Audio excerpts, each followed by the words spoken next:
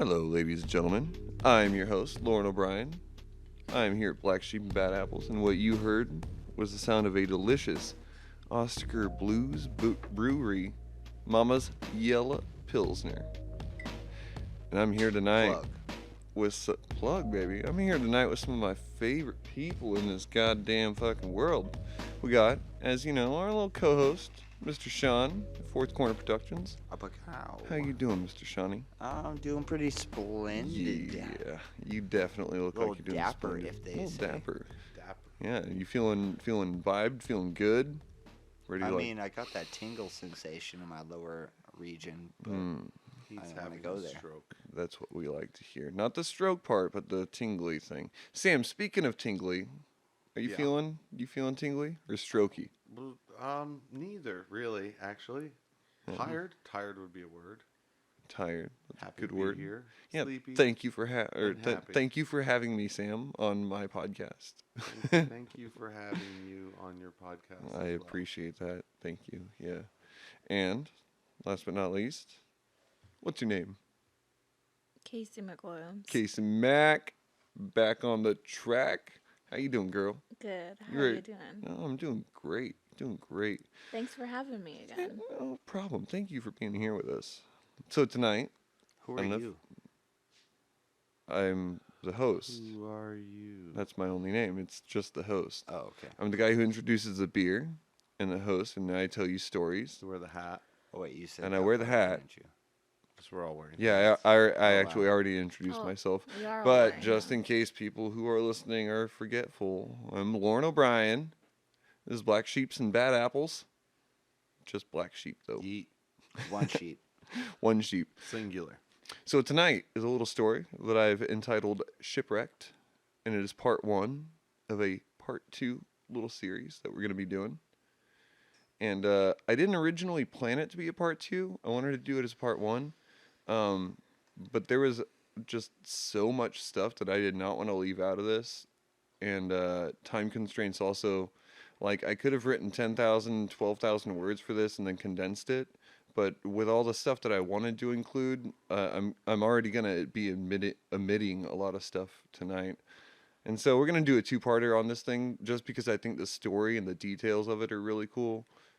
Heck yeah, let's get into it. So you've already heard the divulge. story a little bit, Miss Casey. I am so excited to talk about this. Yeah, so tonight we're talking, a lot of the stuff that I'm going to be referring to is from the book Wrecked on a Reef by Francois Edouard Raynal.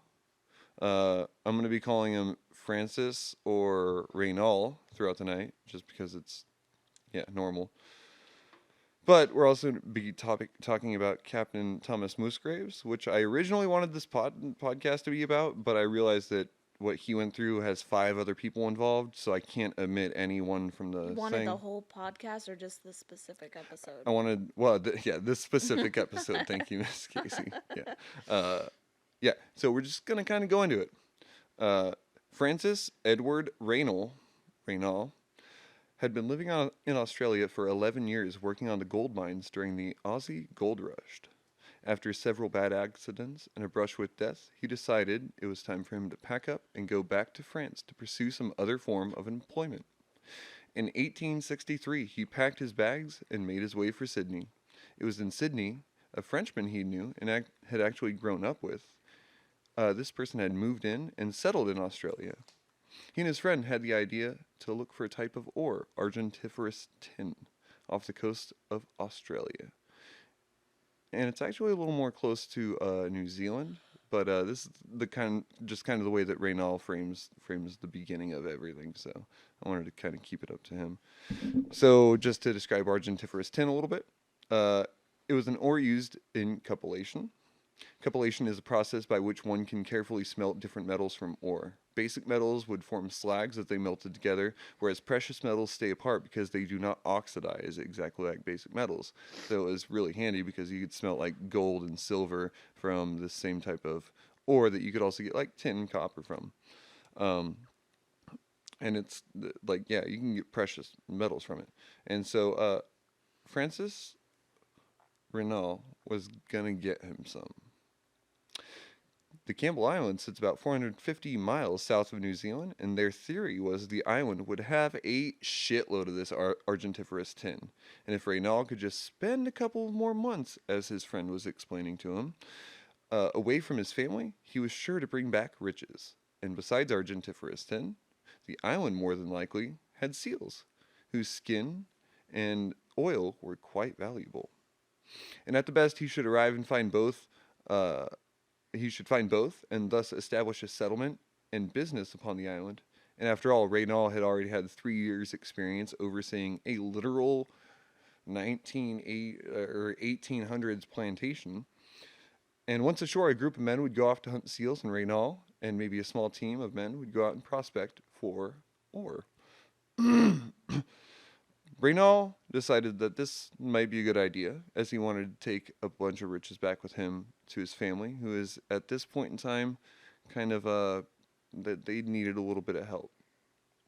But he did not want to pilot the ship, as he had long since retired from the seafaring life, but also that if he was to establish and command the settlement on the island, they would require a competent captain to ship merchandise back and forth to the island, while he stayed and overseed everything. That's where we come across Captain Thomas Musgrave. According to Direct on the Reef, Francois Raynal's personal account of the according to Direct on the Reef, Francois Raynal's personal account of the story, Thomas Musgrave was an American, but I've read on other sources that he was also born in England, so I don't have a good idea, and we're just going to kind of leave that detail washed aside because For sure he was a person, though. definitely a person. Yeah, so we can determine that fact. Some of the details are a little Human blurry. being. Yeah, he was definitely a human being. He was about 30 years old and had moved to Sydney with his wife and kids from, again, wherever he had come from.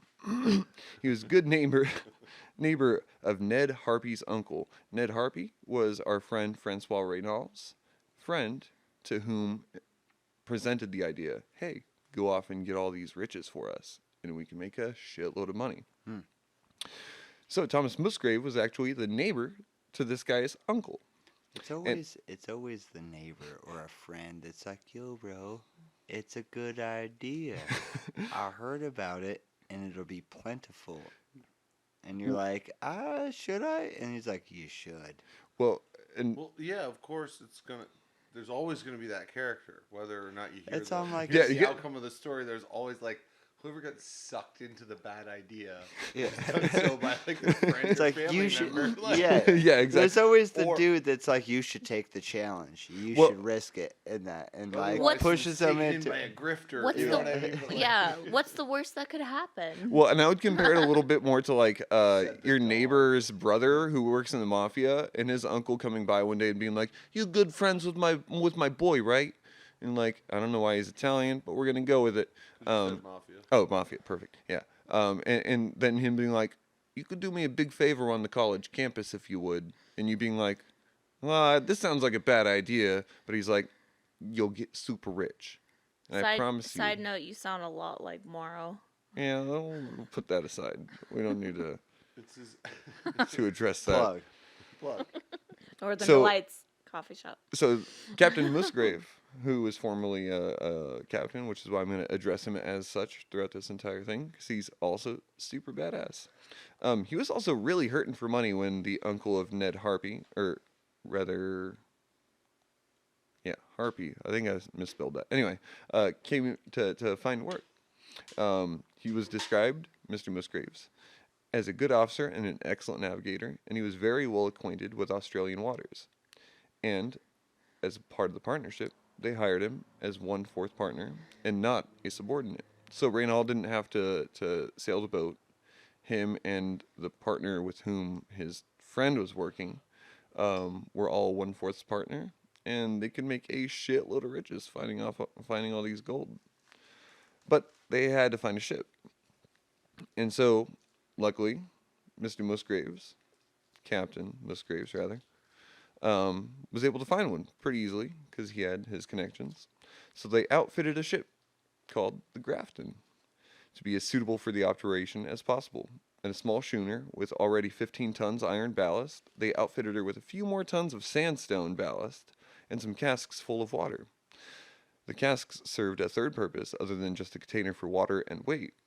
So when emptied, they could also haul a shitload of fucking seal oil back, and they could make bank. Bank. Buku dinero. Buku din. Whatever the Australian currency is. I'm pretty sure dinero is their form of currency. Is I it? think so. Yeah, I'm pretty sure. Or boomerangs. I'm not. Boomerangs are their coins. Yeah. I didn't know that. Yeah, I'm not. Not 100% certain on that. I don't know if I like it Yeah. or enjoy it. You know what? You don't have to, because it's a different country. You can't vote there. Yeah, that's fine.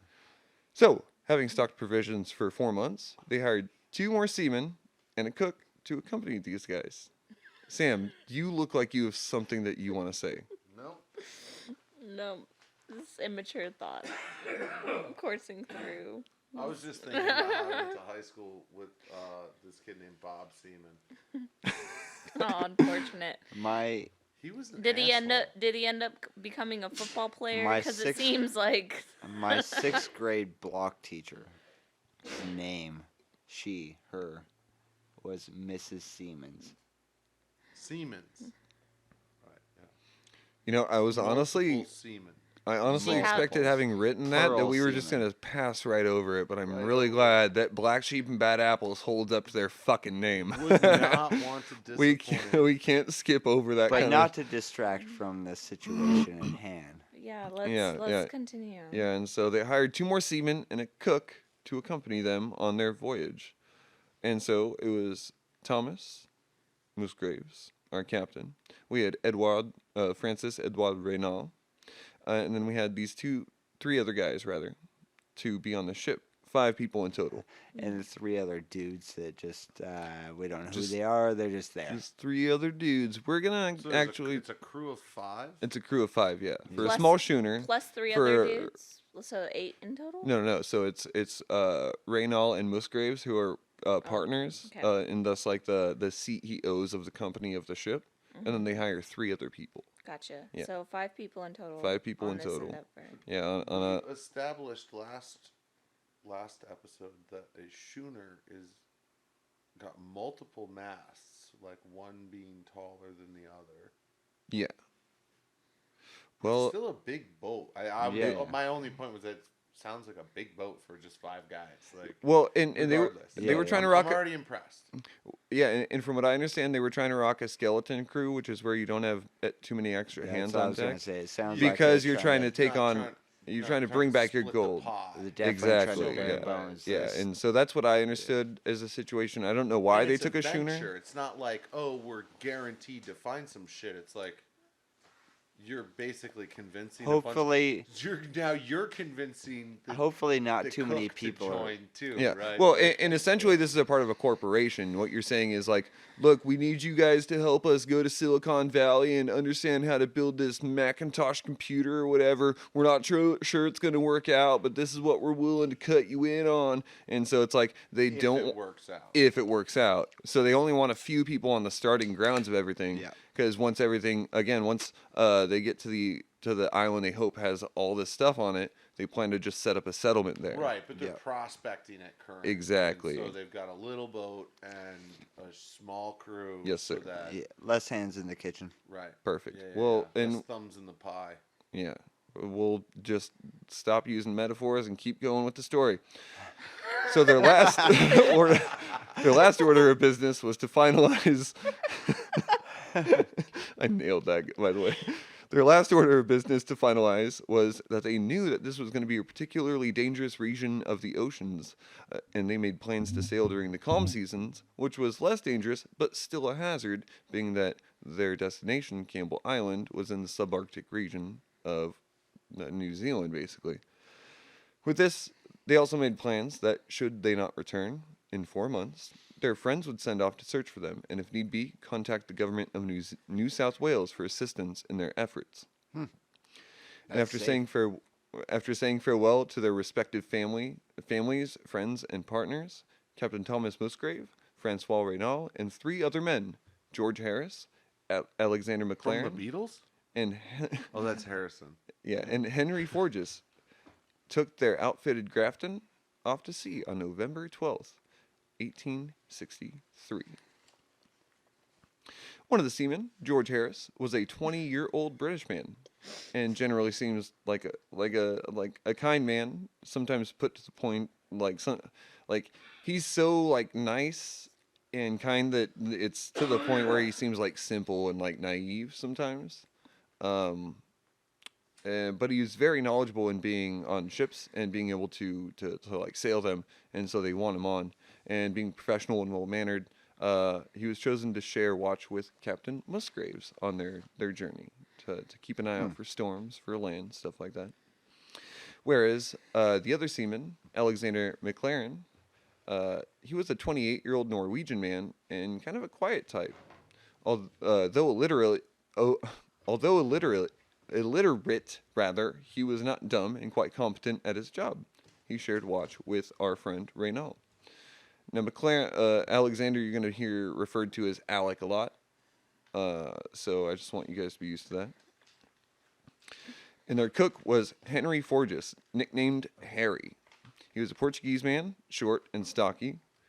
And Raynal pulls like no punches when he describes him in the book. And he calls him very ugly. Quote, "This ugliness arose from a disease, a species of leprosy, which had eaten away at the most prominent portion of his face, nothing remaining of his nose but a scar." End quote. Mr. Forge's childhood seems to have been fairly rough. He, at 13, was a cabin boy on a whaling ship, but he'd become ill, and as such, his companions treated him very poorly because he had leprosy on his face. And they were so uncomfortable with him being around, and he was tired of feeling alienated enough to the point that he asked the captain to just drop him off on one of the islands of Polynesia. Quote, These islands, situated about 1,500 leagues from Cape York, the northernmost point of the Australian continent, are inhabited by savages still addicted to cannibalism, says Raynal in his book.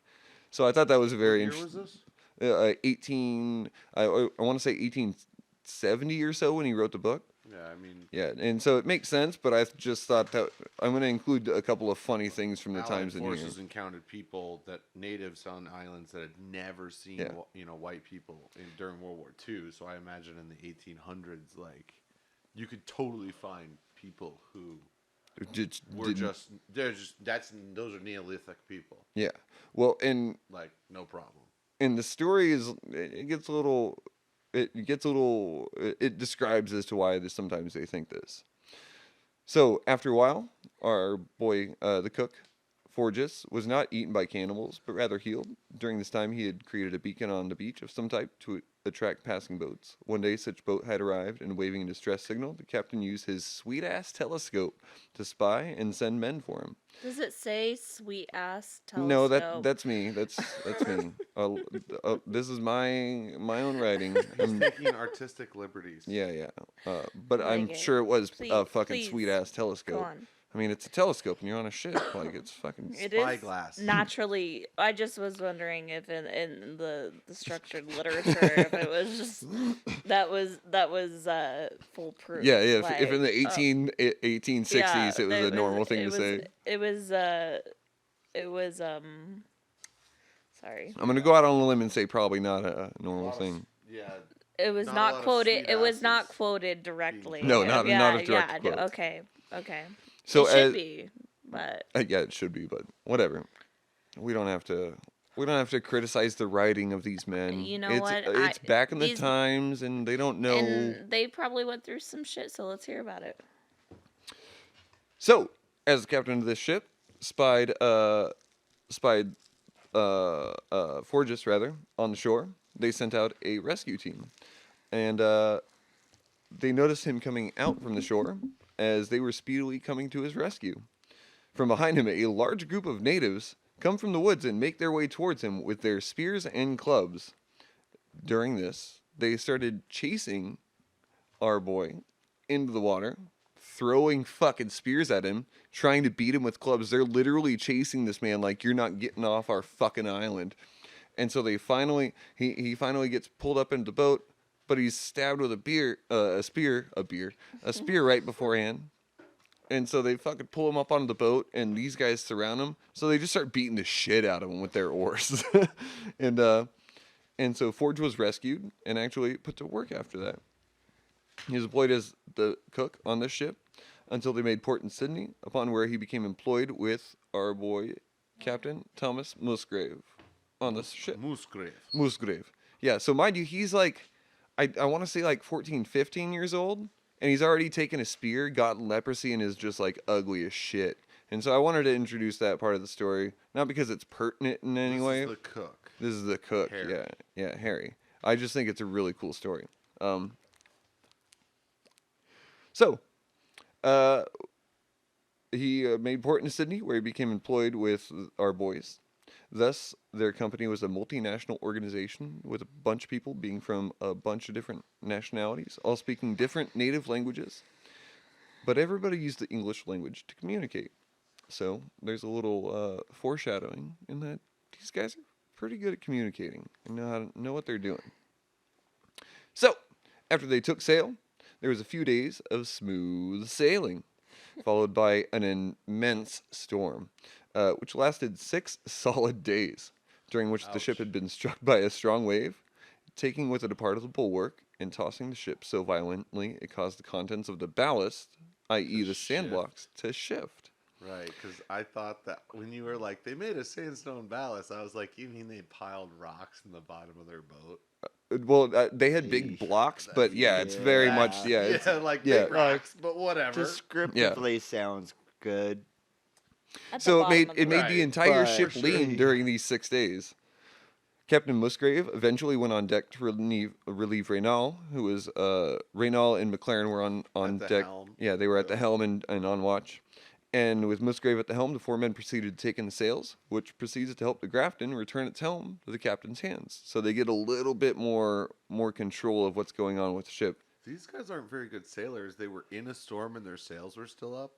Well, they were sailing into it, and then they got rocked really hard. Right. And there's a skeleton crew. Yeah. So like, They can only do so much. Yeah. you can only do so much. It's Well, and again, I have to like parse the details of this I'm- thing, and so they were in it for 6 days, and it might be just bad writing, but this happened like maybe day 2 after the storm really picked up and started bashing the shit out of them. Okay, real quick. I'm not familiar with maritime terminology, so can you elaborate what helm means? So the helm is essentially wheel. control. Yeah, the wheel. Okay. Yeah, the rudder. So Okay. you're trying Steer to. the boat. Yeah, you're steering the back ass end of the boat. Okay, And then gotcha. a ballast is like a weight at the bottom that keeps everything from like just rolling over on No, its no, side. I'm just illiterate. Yeah, It's fine. It keeps the boat like pointed upwards. Yeah. If that makes sense, as it goes up A and weight, down over the a weight waves. in the center of the boat. Yeah, Okay. and so all of the weight, all of the weight that wasn't tied down at the bottom of this boat got shifted to one side, Ugh. which rocked it to Yeah. the side. And the whole boat's- Fortunately- now the boat's trying to sail Got like this this. as an angle. Okay. Right. Gotcha. So, no bueno. No bueno. No, So, but- so, so our crew's down below deck with Keep in mind, Captain I spoke Musgraves, English. with Captain Musgraves on deck, and he's in control of the helm. Below deck, the 4 men spent several hours reorganizing the mess created by the Great Wave, which again was, I want to say a rogue wave, but I don't know enough details to say that, but that's what it sounds like. So, quote, stones, casks, and bags of salt lie together to the starboard, which now represents the bottom of the ship. Fortunately, the 15 tons of iron, held firmly together by a temporary deck, have not moved. Otherwise, it would have been all over with us and the Grafton, their ship. End quote.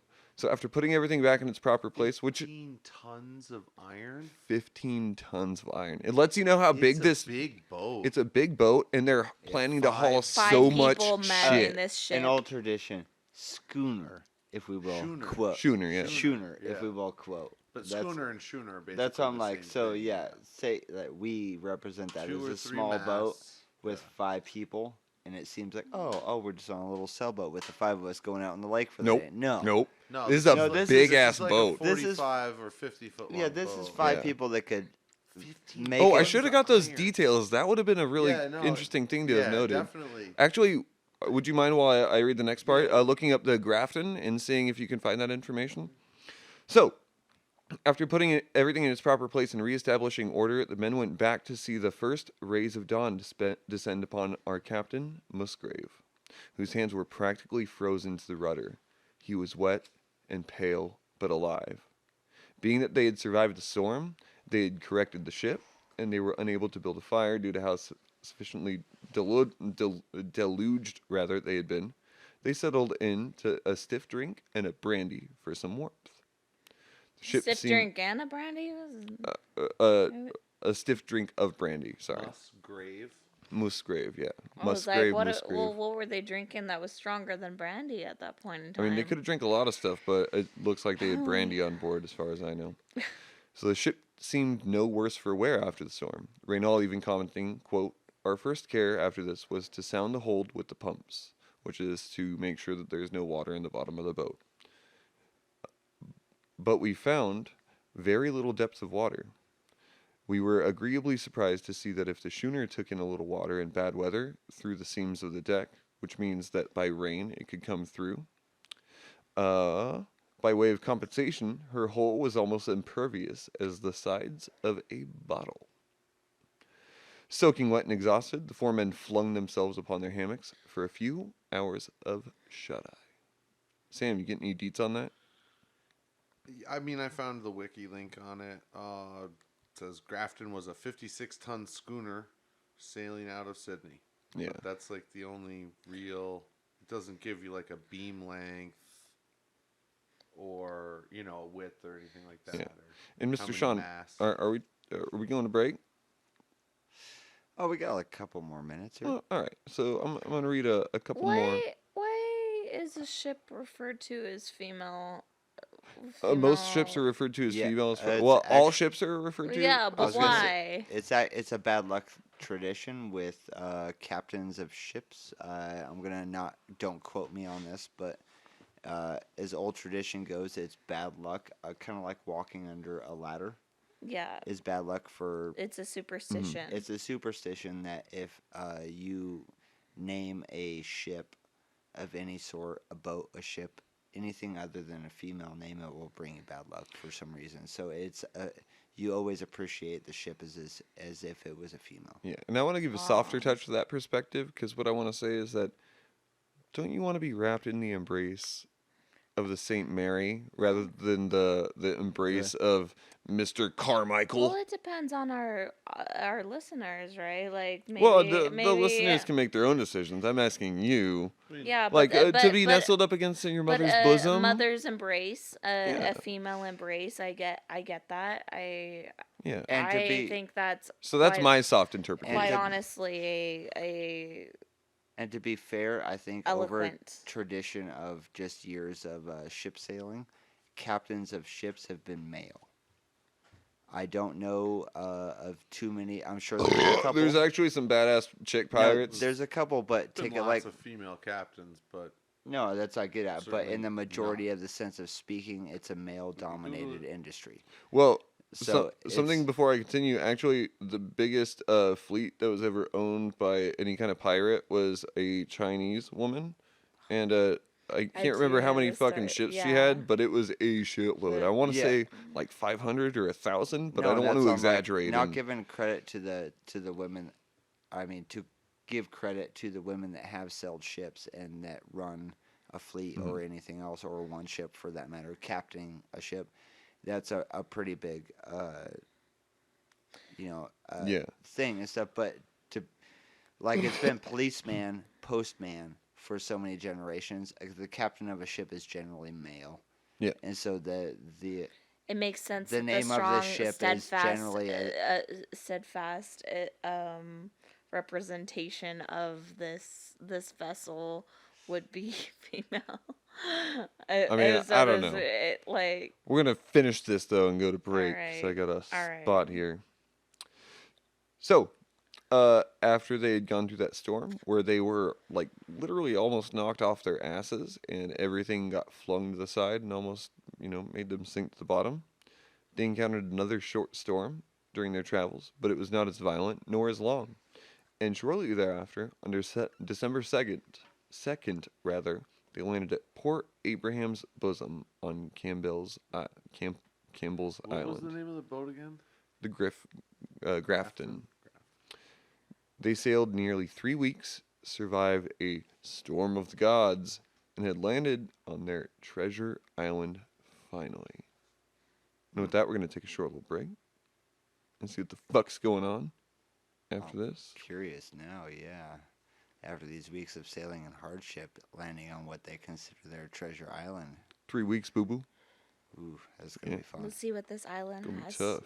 to show us. Yeah, I think they're going to make a shitload of money. There's no way this could go bad.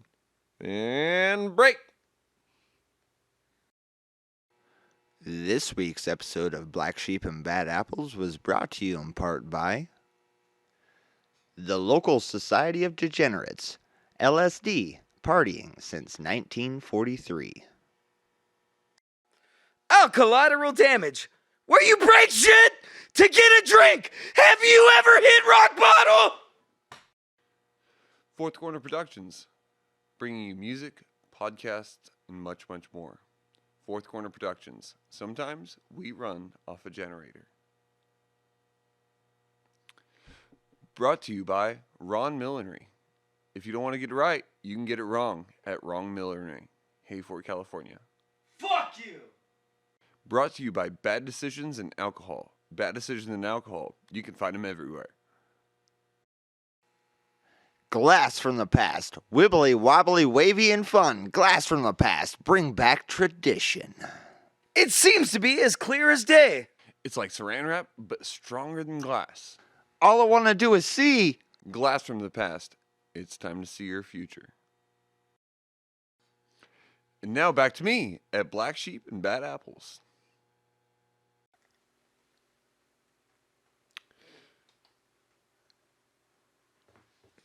Did you push the button? And Okay, we're well, so back welcome with, back. Black Sheep Jesus and Bad Christ, Apples. that was Here's a your host, weird. Mr. Lauren O'Brien. So, last we spoke, our boys landed on Campbell Island, their place that was sure to have all of the riches that they need. Well, as soon as they touched to shore, without hesitation, Musgrave, and Raynal took to shore looking for seals in their legendary argentiferous tin.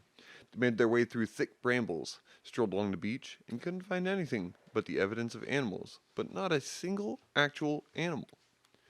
Not that they had found any signs of seals, but they had followed some tracks up towards the mountain, but the vegetation proved to be too dense to follow. Having not found anything of what they had been seeking, the men, slightly downtrodden, returned to the Grafton.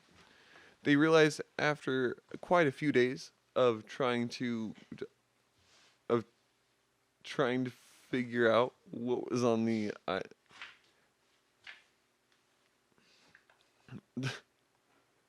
So after a couple days of trying to figure out if there was anything on the island, they discovered that there was nothing. No evidence of seals, no evidence of argentiferous tin. There was nothing. And Ooh, just straight after bust. just after sunset, their men had notified them that they'd seen some seals lift their great heads, out of the water. And from their description, Raynal knew that they had been describing sea lions, which weren't seals. But this restored a bit of vigor to their exploration. If they were in the waters, perhaps they had a more preferable place on shore. The next day, Musgrave and Raynal left their men to go exploring the island. They made for the mountain ridge where they could use their elevation to their advantage. Having located what the whalers had called Monument Harbor, they made their way towards it. And after a short breakfast and tea, because mind you, they're all very British, living on the Australian islands. Which breakfast, first or second? I believe it was first, but there's no record of which breakfast it was. So, To me, all British people from before the 1900s, I guess, are in some sense a hobbit. well, to a certain degree, it's like, why would you have breakfast and tea when Yeah. there's literally Yeah. a kind of tea called English breakfast? And so it sounds to me like maybe breakfast was second breakfast, but again, I don't You know always enough hear to you talk always about hear that. the tale of the victors, never the ones Yeah. of the. It's a tangent time. But that might be like Tangent time. that might be like French vanilla ice cream. In France, they don't have French vanilla; they just have vanilla. What do they So call French English vanilla? breakfast in It's just America, vanilla. and Ice. They're different things. in Never mind. England, tea might just be tea, not English tea. So after however many breakfasts, they finally got close enough to shore to see a small number of sea lions. However, they had not seen any indications of argentiferous tin. So they decided to make their way back to the ship, but utilizing another pathway. Along this path, they had found a large number of nests covered in peat moss, which had been made by the albatross. Most of all the nests were occupied by both bird and egg. Oh man, are they gonna fucking kill an albatross? Musgrave and Raynal made their way through the birds, swinging their sticks and forcing the birds off so as to retrieve their eggs. They only You found, fucking idiot. out of the several eggs that they only found one, quote, fresh egg. Raynal described it as having an excellent yolk, like that of a duck or goose, but the white of it was, quote, rather strong. So not only are they, and mind you, this is before endangered species, so like you can forgive them to a small degree, but it's like this is what started the endangered species bullshit. And what I don't like is I discluded a lot of this information, but they strongly did not like the albatross eggs because the whites of the egg were terrible. Right, yeah. I don't know when the rhyme of the Ancient Mariner was written, but I think at this point we all know you don't fuck with goddamn albatrosses if you're a sailor. Like, you just don't do it. Bad shit happens to you. Well, and I also don't know enough that maybe he mislabeled them as just being big-ass seabirds. Because it is the 1860s. Yeah, but an albatross is basically like a seagull that's got like a 15-foot wingspan. Like Oh. you Yeah. can't miss it. It's Yeah. That's an albatross. Well, and They're huge. What The- year was this all taking place in? this was all taking place in 1863. And so the interesting part about this is that they actually like this guy knew the difference, but he knew that they were sea lions based on the description. versus seals, which I So also I'm pretty sure he knows that they're fucking albatross. and that's also something that I want to lend myself to, but I don't know enough about the times and the no, we can't know for sure. but exactly. Yeah. don't fuck with albatross. That was my Well, only point. and the thing I found the most interesting about this little portion of it was that they talk about like walking through swinging sticks at the albatrosses, but then there's a whole page that's missing, and then the next page after that is literally just a like somebody illustrated them beating the shit out of albatrosses. Is it like- all like pen ink sketch? Yeah. It is like from the the 1800s, and it's terrible. It probably doesn't depict the actual scenario at all, but it's very funny Maybe to look at. albatross were Donald like Duck. seagulls. Yeah, Getting attacked. not by, not like, quite like tigers that, or something. but it is very like Robinson Crusoe kind of stylizing of artwork. So That's actually what I was thinking. yeah, and so Oh it's my very funny. God. Which Have you ever? I'm sorry to deter, go ahead. but if you've never got the chance to, should check out some the cartoonist Robert Crumb. Oh yeah, what is that? It's just brilliant and Art Crumb? no Bum Robert Crumb. Robert Crumb, and Well, yeah. I'll- Anyway, I'll His name out was then. Robert Crumb. So after Pulse. beating the shit out of a bunch of albatrosses, the next day, Albatross. Musgrave. Shut the fuck up. Bard. The next day, Musgrave and our boy Alec set forth on more exploration to find their argentiferous tin in a larger colony of sea lions, while Raynal threw himself upon his bed, having actually become feverish and ill. And Which one's Raynal? so Raynal is actually the guy whom wrote this book, this the narrative of this author. story. Yeah, and so what I did was What's his job on the ship again? So his job on the ship is he worked I think 19 years or 16 years as a miner, and so he knows how to prospect for gold. He Right. knows where to He's- find all the he's stuff. He's the mineral guy. Yeah, and not only that, Gotcha. but him and Musgrave, not to diminish the rest of the crew, but him and Musgrave are very, very hardy at what they do. And They're the so, leaders. yeah, and so I actually took a little bit of information out This of is the beginning. their expedition. Yeah, and I took a little bit of information out of Raynal's backstory because he actually like had to suffer through like I think it was malaria. He had to suffer through like dust getting into his eyes. He There went was through a some shit. mine fucking fell on him at some point, and so like this guy's fucking hardy, and he had to live in the Australian earned it. outback. He Yeah, and earned so that. he's got the like him and He's and lucky too. he's so lucky. We're gonna see how lucky Yeah, he is. and later, I feel. I'm actually glad we're touching on this because a part of his illness that we'll later see is actually I want to just say What's is his actually leprosy. well hear me out. No, this That was that was Harry the that cook. was the cook. Yeah, a part of this guy's illness is actually what he thinks is remnants of actually having the mine fall upon him. And I don't know enough to dismiss that I feel idea. like So I just kept using the term that he was ill.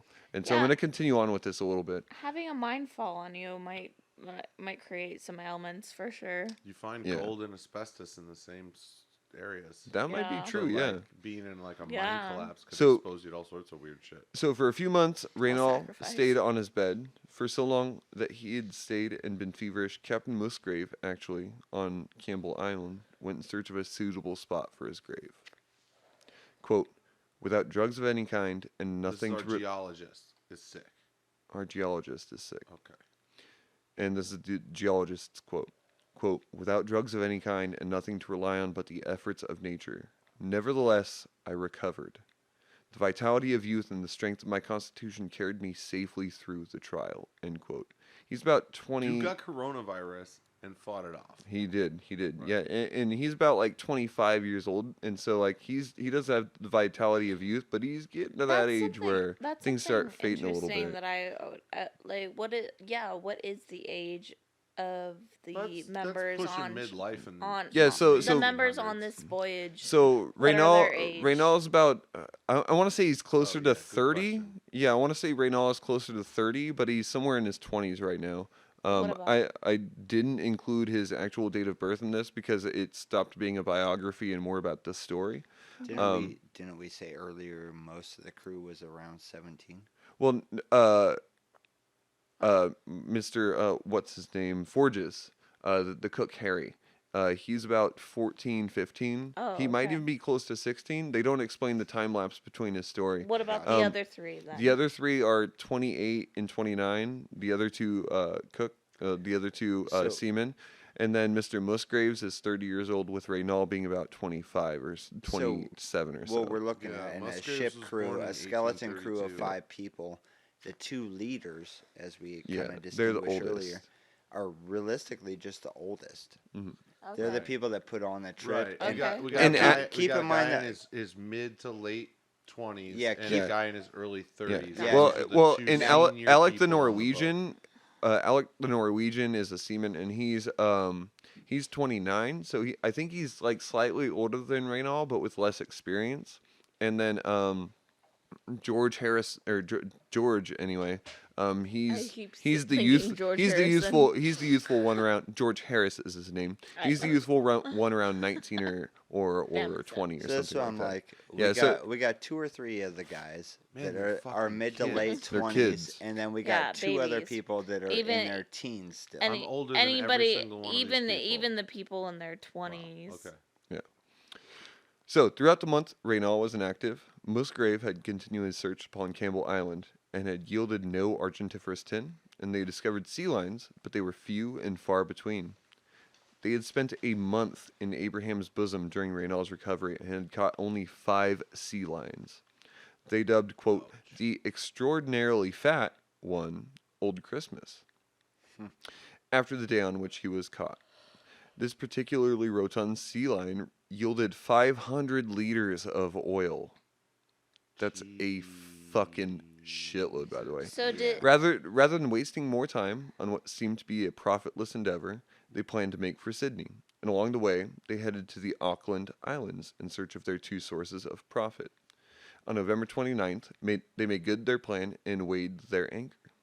After 2 days, a storm threatening its approach, they finally arrived near the southernmost island on the archipelago, Adams Island.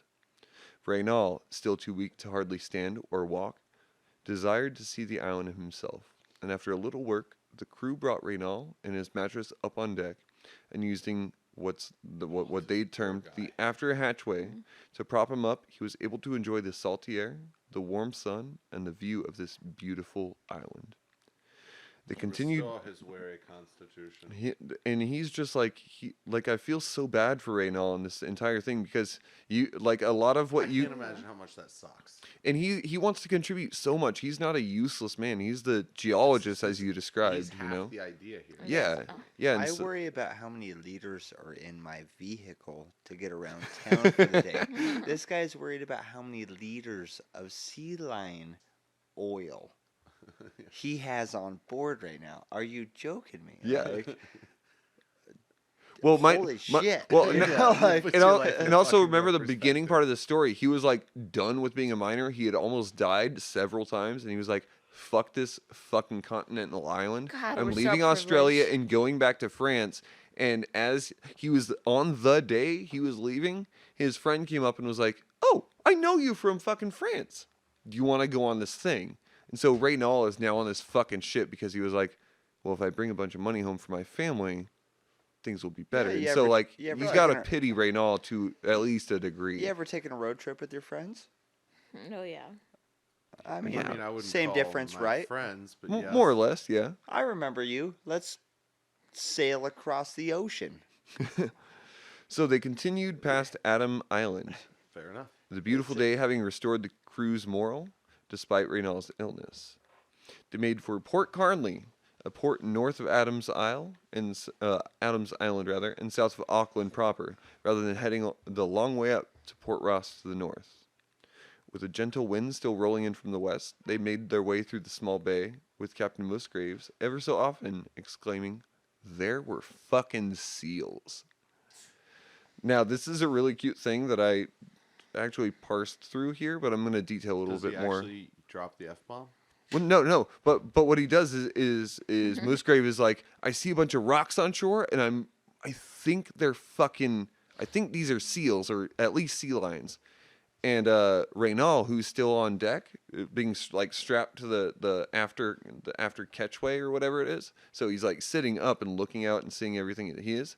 Musgrave passes him the telescope, to which he picks up, and as you know, it must be a few minutes of in which he's looking through this thing, because as they get closer and closer to shore, he sees these seals and sea lions lifting their heads upon shore, and so it's actually a really cute thing.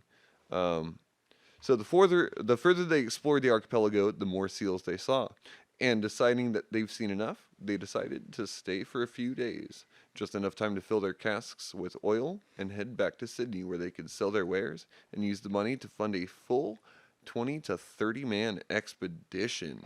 Yeah. They made their way along the interior coast of the island, noting that even at 200 feet from shore, they still had yet to find the bottom, which could be an issue if a storm came through. It could easily push them into the rocks without proper anchoring, so they continued along the interior coast, finding more and more interesting objects, including jutting cliffs, small fields of green underneath the surface of the water, and a quaint little bay where they decided to drop a temporary anchor. And as the night came, the wind built gradually, slowly pushing them eastward towards the coast, dragging the temporary anchor with it. And the wind became stronger, and the eminence of their position quickly began taking hold. With little light, they could see that they were quickly approaching very close to the rocky coast now, with hardly room to even turn about on the anchor. Their best idea was to drop their other anchor, stay where they were until dawn, and hope for the best. Yeah. Quoting- As long as the anchor's got something to dig into, if It's it going to can't do it. catch. Yeah. Oof. So this is from Wrecked on the Reef. Raynal is quoting his actual journal from the evening of this thing. So I quote, "At 10:30 p.m., After one of those intervals in which the genius of the storm seems to rest a moment, only to take a breath, a hurricane of excessive fury, bringing with it tremendous rain, or rather a waterspout of salt water, which it had gathered up in passing, struck the schooner heavy. At this moment I heard the voice of Alec in the forecastle, claiming that one of the chains had broken. This news plunged us into profound consternation. Thenceforth, a single anchor, we had no other to let go. Being insufficient to hold us, we began to drift ashore. End quote. Midnight. The ship shuddered as the growing waves and the wind began to pound towards the shore. Fortunately, the tide rolls in at this time, lifting the keel away from the stones underneath the Grafton, so it literally pulls the boat up from the rocks in which it's being tossed. And being a well-built ship, the Grafton held together and made no indications of leaking. A short time later, the ship rocked, a shock stronger than any previous had rocked the boat, which gave a calamitous cry. The hull breached. Water washed across her deck, and the men had very little time to gather up what provisions and personal effects they could and place them under a pitched tarp on the main deck, where they were gathered, cold, wet, and being beaten by the wind. They were also sinking. Yeah, the hull is breached. Damn. So they rested upon the shore, thankfully. It was no more than an hour that dawn. It was no longer than an hour from that dawn began to rise. But this did not stop the ship from being assaulted by the storm, which carried with them an, quote, undiminished fury, and rain fell horizontally, according to his journals. With their ability to see improving, they set about setting up a small canoe which they could use to get to shore, which was only 200 feet away. Fortunately, the sea, in all her fury, seemed intent on the destruction of the Grafton, which is constantly buffeted. With the Grafton where it was, however, it broke the violent waves buffeted. With the Grafton where it was, however, it broke the violent waves and allowed for a semi-smooth passage back to shore. So the waves are literally hitting at the Grafton and just parsing the waves away from their direction. Right, in they're which, using it as a shield. yeah. Yeah. Where, on solid ground, they could be assured that they wouldn't be swept out to sea with another powerful wave. And so this is when you and I were talking before the podcast, where I think this might have been a rogue wave that really smacked them, and then they kept getting smacked by all this stuff. There's not enough knowledge to know about it, but either way. Oh, that broke the chain. That broke the chain. Well, more particularly, that broke the chain and then smashed them also onto the Grafton, because I believe that it was the same wave that did the same. And that's where the details are kind of hard to parse in some of this, so I don't really know, but that's what it seems. Okay. As difficult and dangerous as it was, the men successfully got the canoe afloat and prepared to make for shore. Even in his most useless state, none of the men thought to abandon our boy Raynal, the author of this book, and instead loaded him onto the ship. Musgrave attached a rope to one of the iron rings of the ship, the other end fastened to the boat, and they pushed away from the Grafton towards shore. A short distance from shore, Alec, our Norwegian, very quiet, took this rope, attached it to the boat, and just fucking dived into the water. And he dove into the water, quote, at the peril of his life. And despite the ferociousness of the sea, Alec made his way to the rocking shore, pausing to let a wave expend itself over him before continuing up the rocky shore. With the rope now secured to a tree, they pulleyed the pitched canvas to Alex, which was the stuff in which they gathered all their supplies and provisions that was waterproof, basically. So they pulleyed all this stuff up to Alex, who set it ashore and kind of made a makeshift tent. Next up went Raynal, who was strapped to Musgrave's back. And it's Musgrave is such a sweet man. Like, the more you get to know him, I wanted to do the story about him, but I can't exclude the rest of the crew. But he's so sweet. Maybe we could do a sub story on him. It'd be really cool. I'd like to do a biography about him. But yeah, you just tied literally Raynal to his back and started climbing these rocks. What a badass. Right. And after a short period, George and Harry made their way up as well. The boat, secured to both the Grafton and the shore, was left moored. They'd escaped the Grafton's crash with only the most necessary items, leaving the rest on the Grafton under a tarred sailcloth. There was, quote, several bags of salt, Musgrave's chest containing his charts, instruments of navigation, and a greater portion of his effects. Mine, which is Raynal in this case, his stuff, in which were my gun and my sextant, a chest we had filled with useful domestic articles such as plates, knives, and forks, a large iron pot originally intended to melt the fat of the seals we felt so sure in killing. Continuing quote here. Naturally, we had carried with us, in preference to these, what remained of our supply of provisions, a small cask containing nearly 100 pounds of biscuit, and another which still held about 50 pounds of flour, nearly 2 pounds of tea, and 3 of coffee enclosed in a couple of tin boxes. Ooh, A little sugar, say 1 dozen pounds, a small quantity of meat, half a dozen at the most pieces of beef and 2 of pork, half a bottle of mustard, nearly a pound of pepper, a little salt, 6 pounds of American tobacco, which belonged to Musgrave and myself, but which we shared impartially with our companions, and a small iron tea kettle, which Harry, our cook, made us of for boiling fresh water. I like how out of holy, like, whoa. Like, what the fuck? And they Okay, still have this no, mindset. So you're traveling, and your provisions of traveling that you're gonna be away at for a while. I'll call you in Well, they're going to be gone for 4 months. Okay, I'll Yeah. call you in 4 months. I'll call you next quarter. Keep in mind, there is no phone. It's a letter that's gonna take longer than you took to sail There's no to letter from the Auckland Islands. get. Okay, so There's no postage So- from the Auckland Islands. I'll see you when I see you. If you And brought a bird with you, this provision, A homing pigeon. this person's provisions was mostly flour-based products, biscuits. the biscuit, yeah, not a, Like, a but bunch of that's other- like- it's but- not like a Why does It's not that like a gross butter- me out so much? because it's not a buttermilk biscuit. But I it's just- like It's no, it's a It's like flour. wafers. It's a What? flour-based product. It's Yeah. real basic. Yeah. It means flour, water, cook it, eat it. right.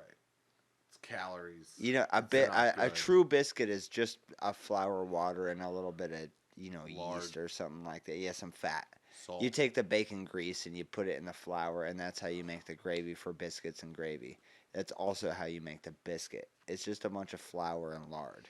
So we're Yeah. making Like a- seal biscuits. And then on top of that, We'll get to the seal biscuits, maybe. I like that for a, let's say, 4-month journey, they made sure they had 6 pounds of tobacco.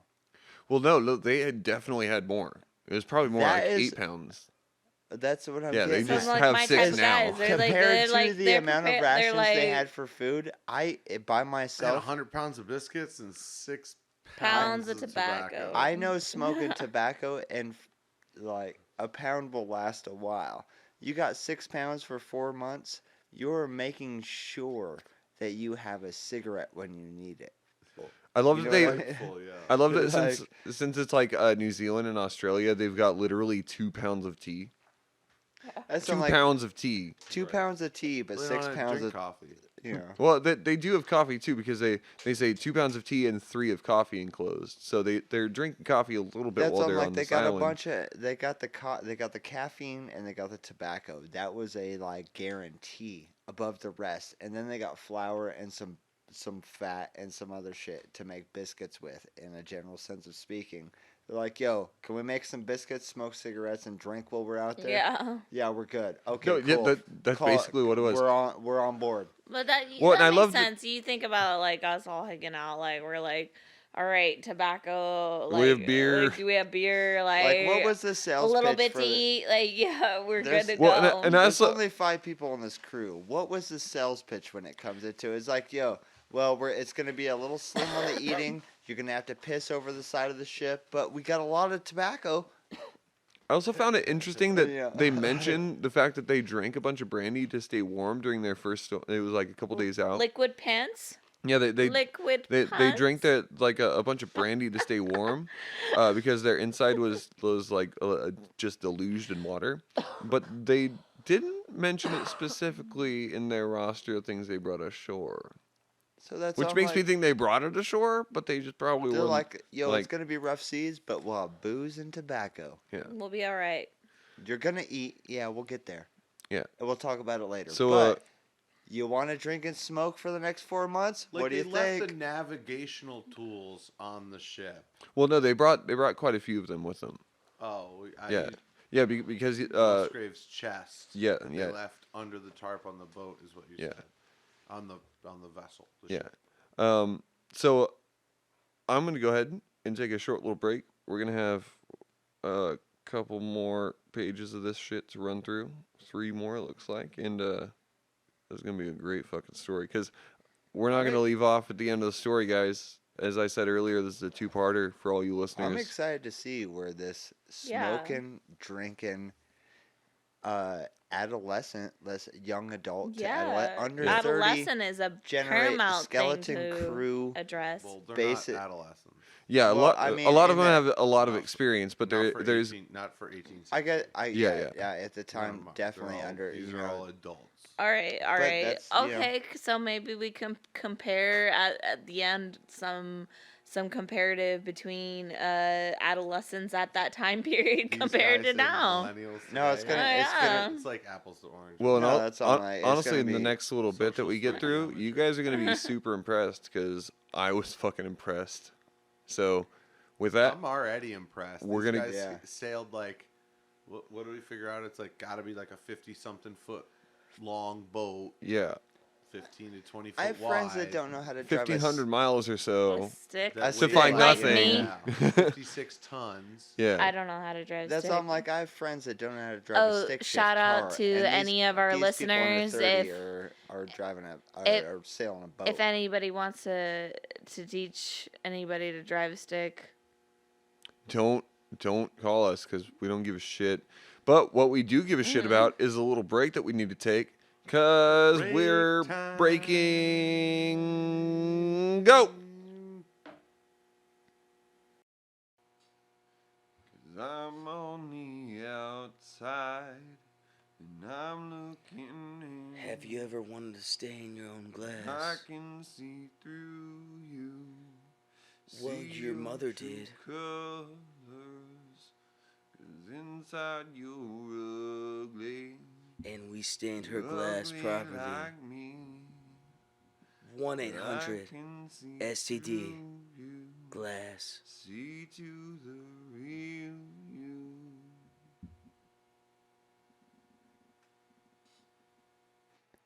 Timeshare podcast where the sunrise meets luxury. It's time for you to get what you deserve. And when the sun sets, you feel just as equal. Timeshare podcast where the sunrise meets luxury. Welcome to Big Time American Store, where we've got big cowboy hat. Come with the boot. We have tank. We also have an American flag. And this jets. We make food, sit down, eat. Listen here, if you want combat boots, jerseys, or anything American, you can come here and buy all at the same time. Welcome to Big Time American Store. Big Time. American. store. Introducing the Tiny Danza. Size down with Tiny Danza. Hold me closer, tiny dancer. Is it frustrating when you're with your woman and you're just a size Put your too big? sheets out on the Introducing the Tiny Danza. clothesline. Up all night, size If down your dick gets soft in summer. with Tiny Danza. Sometimes it'll shrink like linen. Tiny Danza. Welcome back to Black Sheep and Bad Apples, where we have been lowering the standards since September 11th, 2019. We are no longer O'Brien the Rules. Ashore, they quickly started a fire and drank a cup of tea to renew the spirits and get warm. The men left Raynal with a stock of dried wood found from the woods and went off in different directions, looking for a quote cave or grotto that would help keep their dry goods safe, and where they might also find themselves a shelter. It was all as it should be that Raynal, unable to move around due to his illness, would be left to tend the fire. It was here he had his moment. The moment we all have. The moment where everything falls away and we are just left in ruin. He says, quote, alone and abandoned to myself, you may guess of what melancholy reflections I was soon the victim. I began to think of my family, of others who were dear to me, and whom, at that moment, I loved with redoubled tenderness.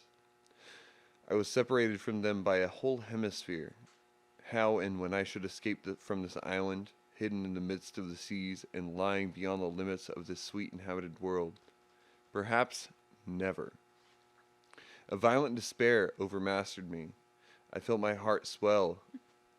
I was almost suffocated.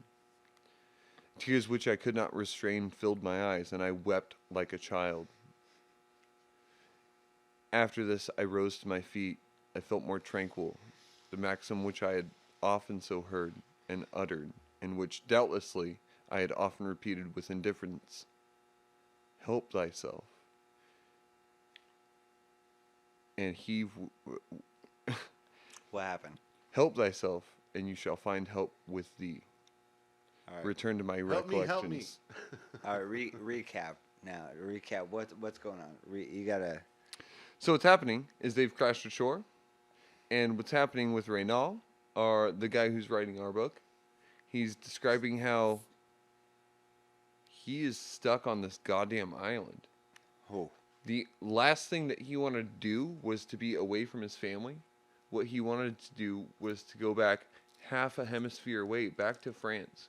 Literally damn near the entire, like all the way across the world. Yeah, I wants can to go imagine back that home. being the last thing I would want as well. Yeah, and so he suffered like all this hardship through living as a gold miner in Australia, and he's just at the point where he's stuck on this island.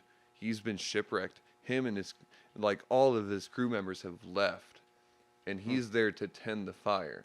Oh, And now he's left by himself. wow. And this is the evening of the crash. So he is there by himself, sitting on this underneath this makeshift, very shittily made tent, thinking all this stuff. Do tell more. So I began to think of my family, of others who were dear to me, and whom at that moment I loved with redoubled tenderness. I was separated with them by a whole hemisphere. How I wish I could escape this island, hidden in the midst of the seas and lying beyond the limits of the inhabited world. Perhaps I would never. A violent despair overmastered me, and I felt my heart swell. I was almost suffocated. Tears which I could not restrain filled my eyes, and I wept like a child. Continuing his quote. After this, I rose to my feet, and I felt more tranquil. The maxim which I had so often heard and uttered, which doubtlessly I had often repeated with indifference, help thyself, and you shall find help with thee, returned to my recollection, and assumed a new, impressive, luminous meaning. I perceived that, in our situation, to abandon oneself to despair was simply self-destruction, was to solicit death. End quote. So that just reminds me of the start to like any survival manual. It's It really like- does. Like, yeah, everything that comes after this is like information on how to survive, but the only way you're going to survive It is is if you probably have the based will on- to. Yeah. And if you don't have the will to survive, It's you know, probably based mean- on these stories. Well, and But he's it's because- he's severely sick too. Like he can't even stand because of how sick But it's he is. because So- it's like you have like it really is mind over matter. Like It- at yeah. some in the most desperate of moments, the difference between living and dying is No, the there's- desire to live. No, but there's over- scientifically proven like mind over matter like definitely matters because there's been people that have like tested this like in So theory. I was going to say, I think these are the trials and tribulations of what we learn today as what we are representing right now. It's like yeah. mind over matter. Well, mind over matter. How did you learn that? How'd you learn that? And go on down the line. 'Cause I It's had like, to. take the 28-year-old dude that was stranded on an island after sailing and is now famine in the middle of the moonlight on a place where he's worried about his life and well-being. Yeah, well, mind over matter. Yeah. Because every survivor's accounting has some moment where they made that decision. Well, Yeah, honestly, I don't think you're a survivor if you haven't experienced that sense of hopelessness. Because otherwise, you're just like a kind of delusional person. If you're in the situation that a No, I lot mean, of, like last week with Ashton Phillips, and this week with these guys, I think Right. that idea of hope is the only thing that can truly keep you going. And without that, you're kind of just retired to dying on this island, which it sounds like a lot of the people that we're talking about don't want to do. Right. Well, there are also like 5 guys who are willing to set out on a 56-ton ship. That's And manned honestly- You know by- what I mean? Like they that's- already have that's this supposed to be- attitude, like this kind of go hung, yeah. like or I'm gonna go ahead and gung-ho tell you. attitude. I'm gonna go ahead and tell you guys that this is about when the story starts to get a little more badass. So rather than just resigning himself, our author, Mr. Raynal, rather than resigning himself to his misery, he climbed out from under his makeshift tent and down 50 feet away or so to the small stream to gather water. He may not have had the skills or energy to make himself feel better or to heal, but he could certainly provide a small cup of warm tea to his companions out braving a perhaps worse condition than he. And the men returned shortly thereafter, having not found the refuge that they had been seeking. The general morale was low, perhaps as low as Raynal's moment had been. But George and Harry lamented their fate, saying that they were regretful in not perishing with the ship, that their luck had been a misfortune. Quote, Alec, his forehead wrinkled with thought, more taciturn than ever, uttered not a word. Musgrave, his face pale and furrowed, struggled visibly to repress his anguish. Courage, my friends, Raynal explained. God does not abandon those who rely upon him. And he proceeded to address the group, more Musgrave than anyone, though, and he reminded them how they had made an agreement for their partners to send for them should they not return. After 4 months of being gone, they were to go to Campbell Island and to find them. Musgrave rebutted with the fact that, even if they survived for months, the men who were seeking them were seeking Campbell Island, and, not having found the Grafton there, they would assuredly go back to lay claim upon the island with the proper governments, to find their gold, to find their money, and so on and so forth. Raynal explained that to Musgrave that Musgrave's own kin and Raynald's childhood friend were their partners, and as dear to their hearts as a friend can be, and that they would in fact be found, and they would be rescued. In his dismissal state, Captain Musgrave lamented at his fate as well now, sobbing over the idea that his wife and kids would have an uncertain fate without him, and he rested in his hands and sobbed. After a while, Raynal, very strangely optimistic in his case, and cognitively energized, beckoned them to join his idea. The idea being that, while they were in this very precarious and dismal situation, they could provide for themselves. Being 5 strong and experienced men, they could use everything that they had to make their stay as comfortable as possible.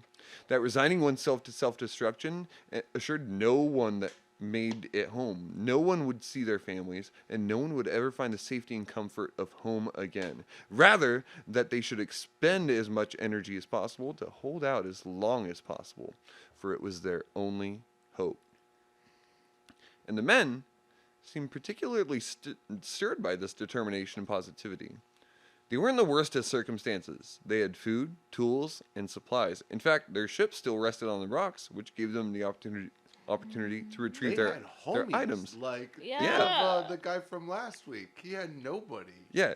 And so, leaving Raynal on fire watch, the men decided this was a brilliant opportunity and made for the Grafton to gather planks, sails, and ropes. If they were going to live here, they might as well build it a bigger and more comfortable place to stay. Huh. Swiss Family I mean, Robinson. That sounds. I feel like that's just like the reason why every place was discovered. We're like, yo, we're gonna die sell here." ship, and one dude convinced a bunch of other people that, hey, we should sell ship and everything's gonna be cool. Men wanted for perilous journey. And lo and behold, some crazy shit happened where their life was in I bet that peril. was a- And then they made another reason for the dude, the main dude, was just like, yo, so check it out. I know it was supposed to work out that we were all going to see our families again, but We're all in how it do you feel together. about discovery? Yeah. And then they tore the boat apart and made a village until they, and that's how a civilization or a new community or whatever was built. It was like, no, we sailed until we couldn't sail anymore, and we didn't have the resources to continue, and we made our life there because otherwise it was death. How many whole civilizations were started by like 40 people in a big canoe? Yeah. That were blown off course in a storm. and didn't Exactly. die? It's like, well, how'd that start? Well, we got blew off course and we had to start a civilization because that meant otherwise we'd die sailing. Which somewhere, might be like- the tale for many. Like the many- original many, plan. It's hard to many, start a many- civilization with 5 dudes. Well, and for the It's record, impossible, That's actually. no, but for sure. for the record, a lot of people have been stranded and cast away on islands Yeah. and not survived. I didn't include the details in this, but if I remember correctly, they actually found a couple of human corpses on this island as well. I'm just hoping some women show up for him. So, You know, I don't- like- what I'm thinking of Probably is not gonna like happen. I'm Probably thinking not. of Lord of the Flies type shit. you Well, know? we'll get into a little bit of that Like- because this is one of those here make we or go. yeah, and this is one of those make or break Like- situations where it's like you're either like, could strong enough to see- survive or you're weak enough to start going against your other friends. Yeah. So let's continue the story and we'll see how it goes. Raynal, after making his big explosive conversation about how we can fucking do this, his halftime coach speech. yes sir, Yeah. the men seemed stirred by his determination and positivity. They weren't in the worst circumstances. They had food, tools, supplies. In fact, they're fit. I already read that. So they left Raynal on fire watch, and the men made for the Grafton to gather planks, sails, and ropes. If they were going to live here, they were going to build a bigger, more comfortable community or comfortable place in which to stay. Despite the wind and the rain still lashing at them and the sea, the voyage was uneventful and successful, and was uneventfully successful, and made into the woods to find they made into the woods to find a suitable foundation on which to build. In the least dense part of the woods, they set about clearing the foliage with pickaxes, shovels, axes, gimlets, and old adze. I don't know how to pronounce that. ADZE, and a hammer. They cleared and leveled the earth in preparation for their build. During this time, Raynal, seeming to pick up a little bit of energy, continued fire tending. In his quotes, "Meantime, to my port of Vestal, I had added that of Chief de Cuisine. I prepared the dinner, which I confess did not require any great culinary talent on my part, or built a fare consisting on a piece of salted beef, boiled, with biscuits and a cup of tea." A short dinner finished, Musgrave helped Raynal over to their new abode, in front of which was the fire to which they all tended. With a stomach full of food, a warmer, drier place to stay, and the comfort of a warm fire, the men in the Grafton finally retired to rest. They woke from their rest only to find a disturbing calamity outside. Each arming themselves, they set outside to find bull seals fighting each other. They were biting, scratching, bleeding, Now they found seals. growling at each other, and they were unperturbed at the lions arrival or of these men. seals? Seals. Well, these are seals. In I can't. They use the term bull seals in their Means a description. male.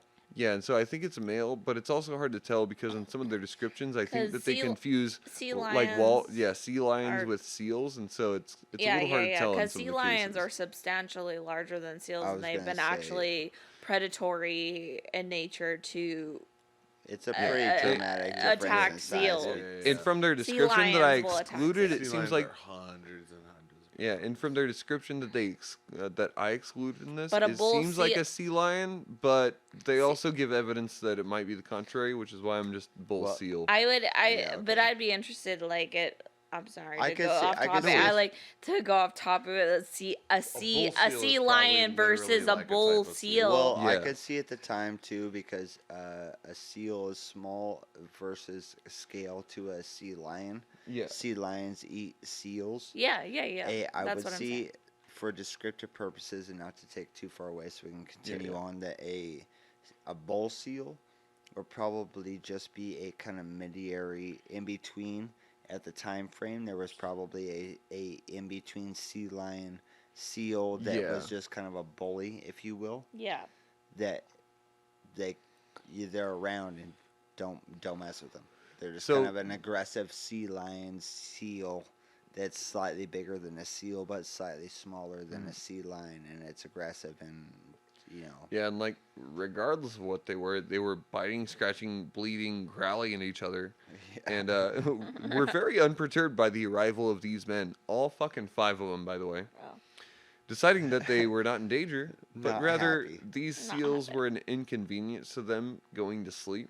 Yeah. They for sure. decided to dispatch these guys. Where they decided to dispatch them. The men concluded in the tactic of throwing some burning wood at their feet.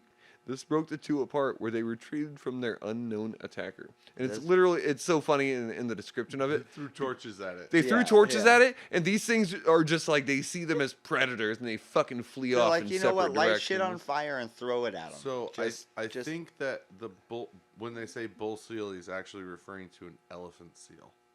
That's what I Yeah. imagine And as like, well. two Okay. male elephant That's what I was seals thinking, will too. just that's the species that's known. They'll just go at it for like Yeah. days.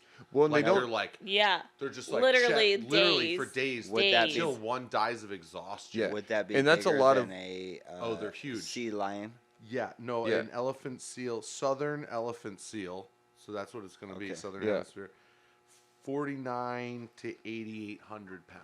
Whoa. Yeah, which is they're one. the largest, I'm pretty sure. Which actually brings us to like the whole 150 liters of seal oil from the Yeah. one creature. Sounds pretty fucking reasonable. Which I if didn't. it was a bull seal. Exactly. well, and yeah. that's what they were describing is that they called it the grandfather Christmas or whatever, because it was the fattest one that they had ever seen. Well, that makes me. Right, so they saw one So like this makes me interested elephant seal. in a Exactly. little side tangent Yes, sir.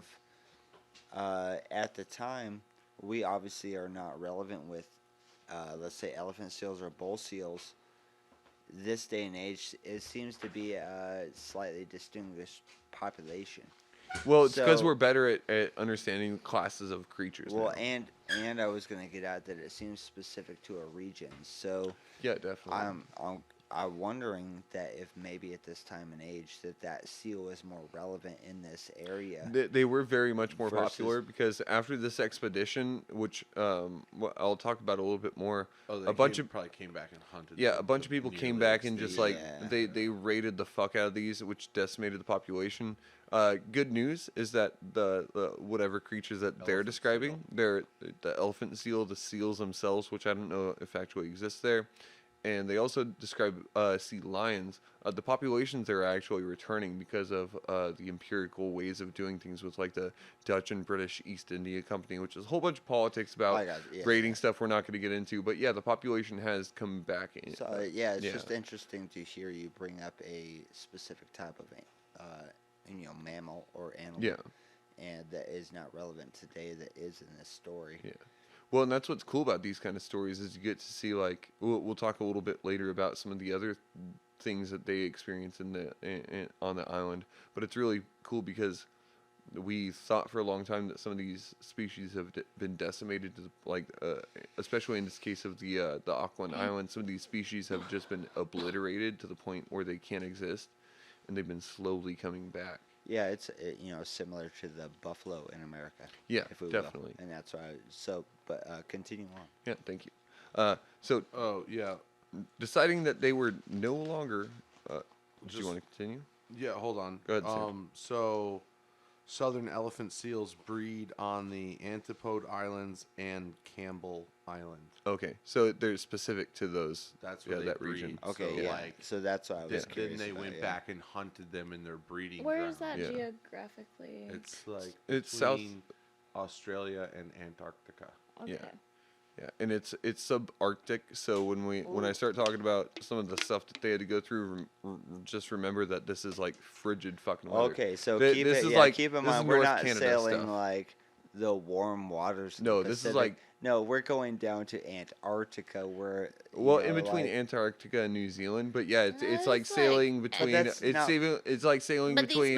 these mammals thrive It- in subarctic Yeah, temperatures. yeah. But it essentially what they're doing is they're sailing. So fast. Yeah. Geographically speaking, would be the They can equivalent handle of between Washington and the North Pole, or more closely, it'd be like the upper part of British Columbia I to guess Alaska. what I'm getting So at it's for fucking It's a cold. big For distance a- and it's cold. for a Yeah. small crew under 30. This ain't no England to the East The Coast Caribbean trip. or something. Yeah. Yeah, It's you not know a what I hop mean. across the Yeah. pond. Yeah. No, this is going to Paddle across the pond. This is By- hard shit. yeah, this is Yeah. a whole different thing. Like, All right. So talking about the bull seals, which we can assume are the elephant seals, they were biting, scratching, bleeding, growling at each other, and were rather unperturbed by the arrival of these men, deciding that they were not a danger, but rather an inconvenience to be dispatched. The men concluded the tact of throwing some burning wood at their feet would break them apart, which it did, and they retreated to opposite ends of this little clearing. Their rest proved necessary, but or rather, they actually went back to bed after the elephant seal things happened because it was Right. pretty early Quiet. in the morning. Yeah. Right. So Now the it's rest fine proved to quiet. necessary, but it didn't do as much to restore their energy as one would think. But dawn broke gently on the horizon, speckling the sky with blue. It was to be a beautiful day. The dawn also revealed evidence of seals that had been roaming about their makeshift camp. One can assume the, quote, evidence that they described was most likely feces or blood, but that's just speculation on my part. Feces or blood. They did not find, or they did find a straggler of whom they wanted a taste. This is some of my favorite parts. They may end up needing to live off seals for a while, so tasting one and having the meat available would be a benefit to their current condition. After a half an hour of chasing this fucking seal, Raynal could hear the men shouting and seeking the creature in the distance as it raced away. Mind you, Raynal is still bedridden. Their sounds faded slowly until the wind picked up their voices. The tone of their voices carried an air of victory. And still carrying a steaming pile of seal, some of the men arrived back at camp. Oh, it's that cold out. It's that fucking cold. Yeah. Yeah. Oh, they're So by the Arctic. yeah. So Right. they arrived at they arrived at Auckland Islands, I believe, shortly before New Year's, and so they set off during. And mind you, That's summer. it's summer still for them, That's the middle of but summer. it's still Oh, yeah. subarctic Southern world. hemisphere. Yeah, it's still so. So that's the warmest part of the year, Yeah. and the meat is steaming in the 42-degree It's air. still Yeah. steaming. Yeah. Yeah, Got it. yeah. So after dispatching lunch, which was not the seal that they had recently killed, Musgrave, Alec, and George made for the wreck of the Grafton. With the tide down, this allowed them to return to access easier parts of the ship that they were previously unable to get to. Huh.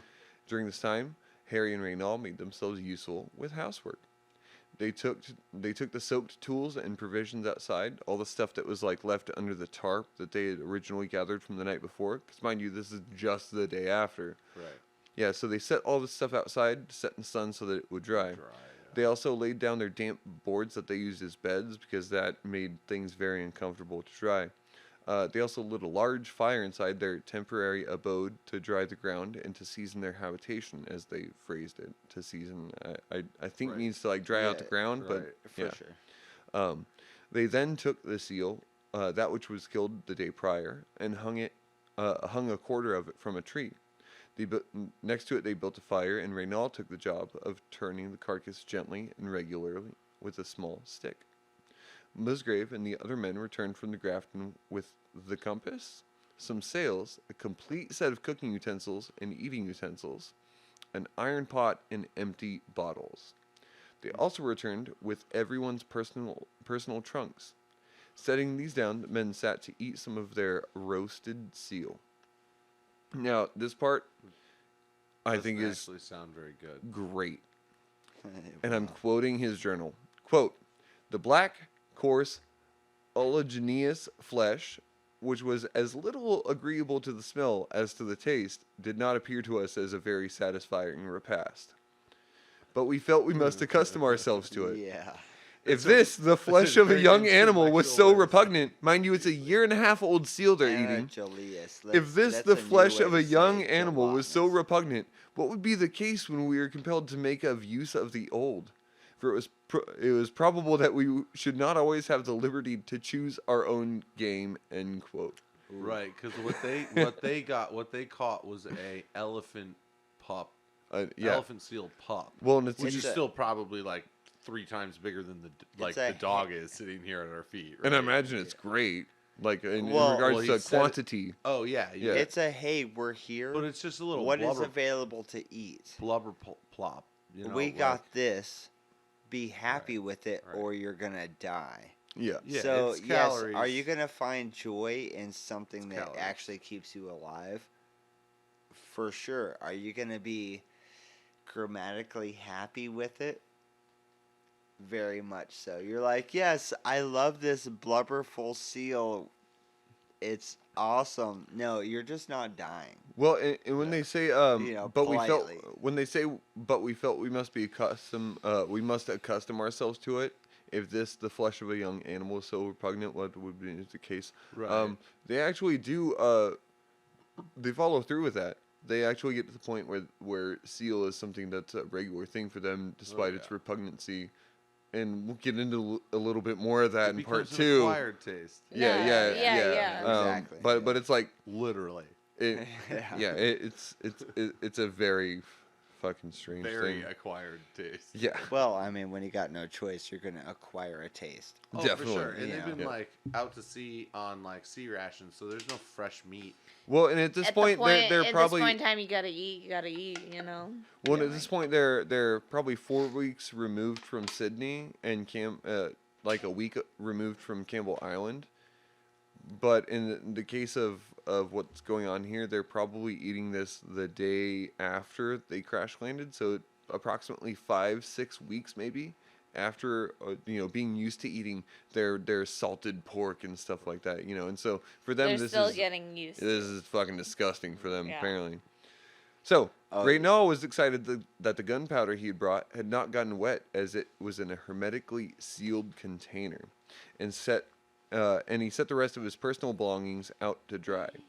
Francois Raynal had brought with him his trusted double-barrel rifle, which I think is a shotgun. Can't be sure. Not if he's got like a case of gunpowder. With it, he brought several pounds of powder, 12 pounds of lead, and some firing caps. He had thought to leave it, but if given the opportunity to amuse himself with shooting ducks, he wanted to bring it with him. Right. So it's a muzzle loader side by side shotgun. Yes, sir. Yeah. Right. Yes, sir. Yeah. And it had been covered in rust during the sinking of the Grafton, which he had left it in. So during the time that everybody was kind of like eating food and kind of like drying out their clothes and stuff like that and going through their personal belongings, he was taking the time to clean his gun. So when they had returned back to the Grafton, which they did a couple different times, they had retrieved Musgrave's watch, which they call a chronometer, which I almost typed in here and said it as such, but I was like, chronometer? That's a watch. So they brought his Musgrave's watch, the company's sextant, barometer, and thermometer. Their books, maps, and marine charts had all been thoroughly soaked, however, including the small amount of clothes they had brought with them. So they began drying their clothes in the trees and by fires, and after a while, they were able to take all their dried items and put them back in the protective shelter. Can I ask what's the duration of time at this point? Like So again, at this time, it's about from when they left Sydney to the time that they crashed was about 5 weeks, and where they're at now is the day after or the day after that. And so at the most, it's 6 weeks away. It's I'd have to go back through his journals and Like kind of 5.5 weeks out. Okay. Something to Okay. that effect. Yeah, Alright. and so they're still doing I very just well. wanted to know where. Yeah, but they're where- still like Because two, I'm two and a sure half months out from I'm sure rescue. me and other listeners are like, whoa, whoa, whoa. Okay, there's a lot of information that's going on right now. Like, Yeah, for sure. what's going on? Yeah, Where and are we at? I'm here to help answer questions because it's my fucking story, or their story. But I'm here to do my thing. We like. So You have to share. they had found sail canvas, and made a poor shelter when the rains had returned, and steeled themselves to build a little wooden hut upon the island that their personal effects should stay dry. Close to the stream that lay near them, they leveled their sight upon this, what they call a hillock. It's like a tiny little hill, but yeah, whatever. They leveled their sight and began planning and building of the hut. Alec, George, and Captain Musgrave set about felling and cutting trees into lengths and hauling them up the hillside that was their site, while Harry continued cooking for the men, leading a hand where available, and Raynal, feeling better but not quite well, took to mending all of their clothes to the best of his ability. They spent time reading the Bible, which Musgrave's wife had packed for him secretly, which they discovered after he had pulled it out of Ooh, why the was ship. it secret? Why was She it? wanted him to be she wanted him to fall into faith a little bit. Mm-hmm. So she packed it at the bottom of his No, trunk. I get which that, was, but why was it secretive from the rest of the crew members? It wasn't secretive from the rest of the crew. It was secretive from him. Once they had retrieved all their personal Like a chests. special little trinket Yeah, that he had she opened it. packed when she packed it. Was like, he God. doesn't know that I packed He the doesn't socks, know. the boxers, He doesn't all know that that he'll stuff. need this, Yeah, but it'll and- help him later on. And being a woman that's trying to do the best for her man, she's Right. like, I want you to God. have this because I want But you not to be being faithful. too forefront or Presumptuous, yeah. pushy. She Yeah. was like, "This I know will help him later on." And so this part actually Got really it. touched me, and so I wanna read it and kind of ask you guys a little bit about what you feel about it. They spent time reading the Bible, which Musgrave's wife had packed for him secretly. Quote, at the words, and this is the quote inside the quote: "Come to me, all ye who suffer, and I will comfort you." End quote. And at his command, love one another. End quote of that little biblical verse. We burst into tears. End quote from Raynal. So he says, when they're reading the Bible, he hears, "Come to me, all ye who suffer, and I will comfort you." And the company, the 5 men who are listening to this, break into tears.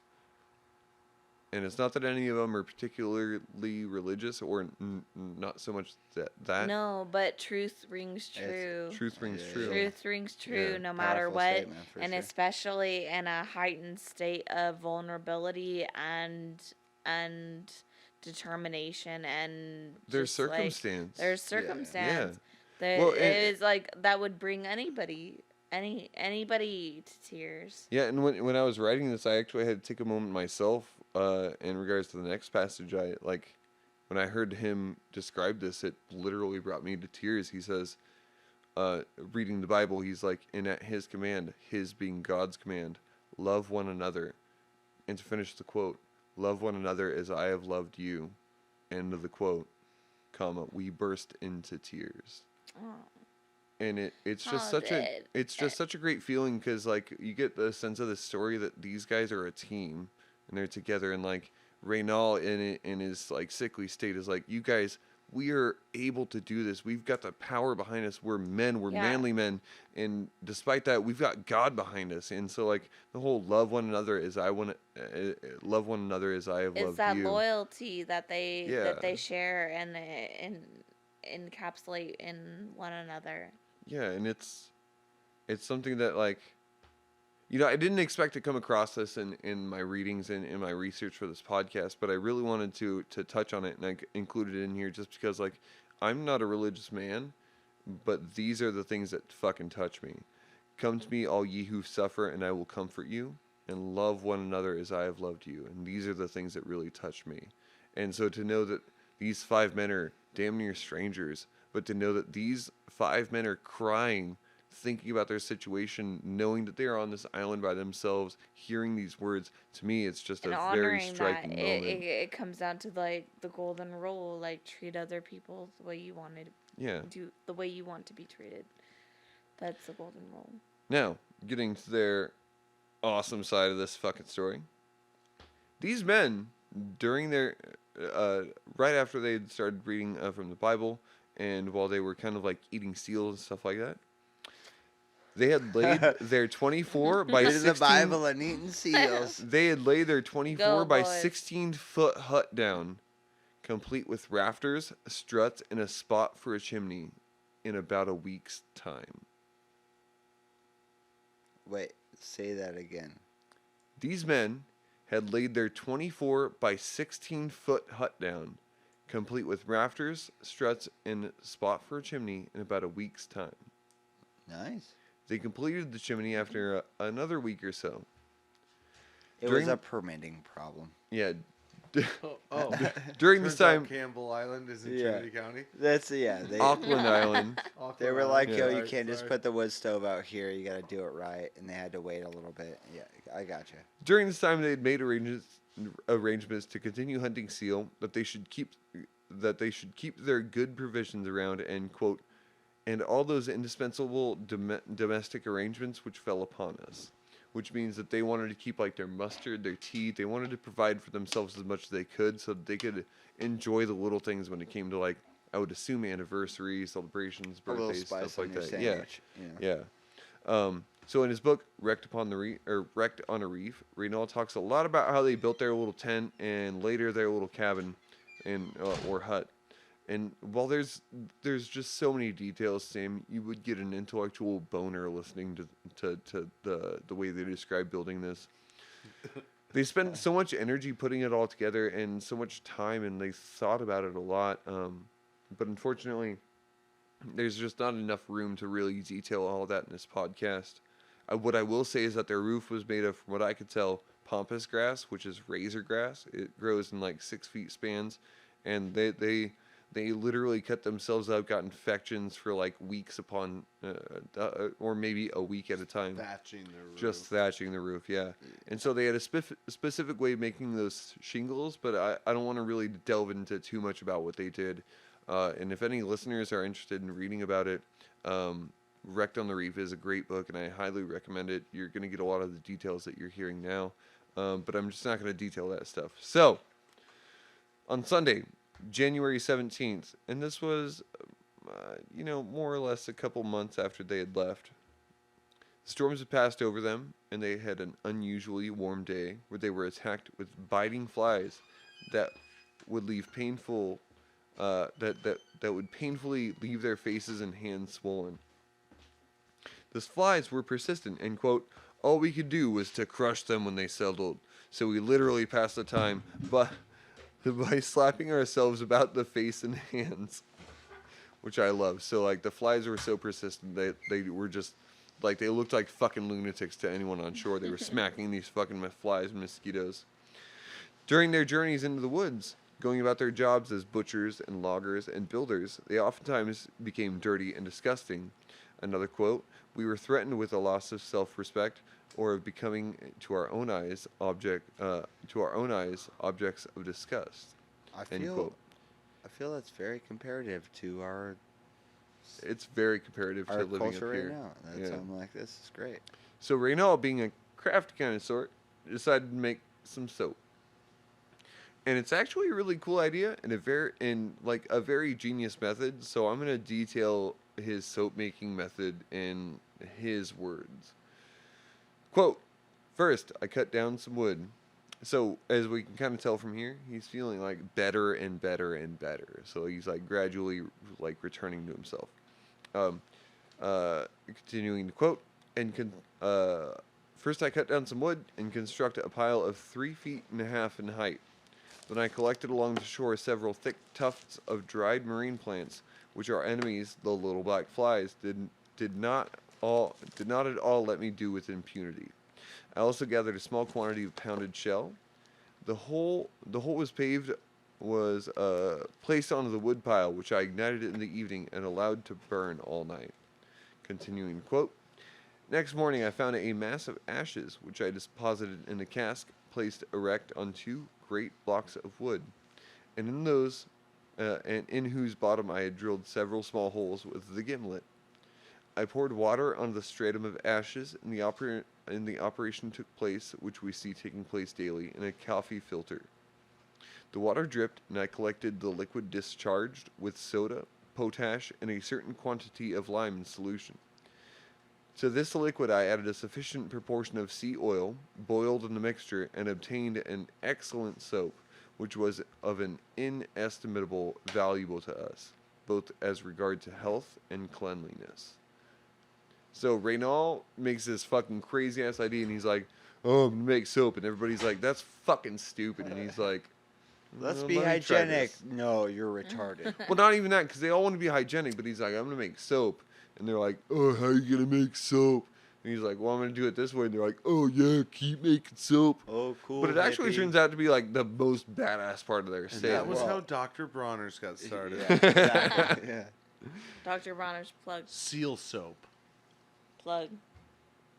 Yeah, and so he made apparently extremely good quality soap. And what I wanted to include was just the fact that he knows the quantities. He's got soda, potash, and lime in his solution, and he adds that to some fat and uses that, and it's very similar to the way that we make soap. So, as we come to a close for this half the podcast, because we're about to make part 2 next week, I'm going to tell you one more story from their adventures on Auckland Island, and then you're just going to have to return for our conclusion. So, on one excursion, once all the men had begun feeling better and were able to take the canoe out and stuff like that, on one excursion, the men went out to place a signal on the ground to indicate their presence upon the island when they came across a young seal. The signal that they placed was to make sure that when ships passed, they would see this thing and want to come up and investigate to see that people were on the island. Kind of a lighthouse scenario. Kind of, but Like early. with less light. Yeah, yeah. Yeah. Something like an attractive Exactly, yeah. source of it. Yeah. Okay. And so, when they went to place the signal upon the ground, they came across a young seal. They pursued it, and using Raynal's shotgun, Musgrave aimed at the seal and took a shot. But nothing happened. So he tried the second barrel, but that didn't shoot either. So he set it down and started changing the blasting caps. Oh no. Quote, What? uselessly using up three caps, he grew discouraged, but as he rested the gun on the ground to reload the first barrel, it went off. Whoa. The ball passed through the nap of his hat close to his forehead! Exclamation point.